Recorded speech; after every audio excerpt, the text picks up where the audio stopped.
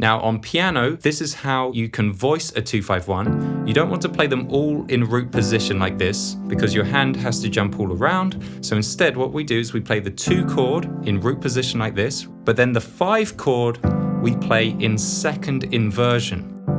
And then for the C major 7 chord, we just play that in root position. So your next goal is to learn this 2-5-1 chord progression through all 12 keys. How do you practice something through all 12 keys? Start with a 2-5-1 in C major.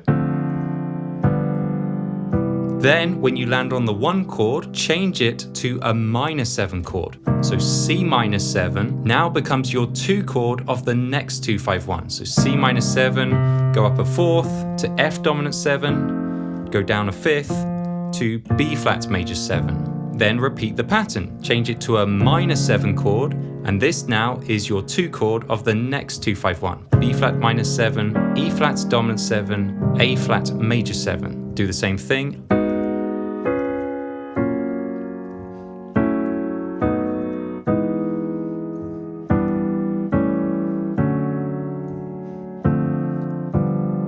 And then you find yourself back in C major.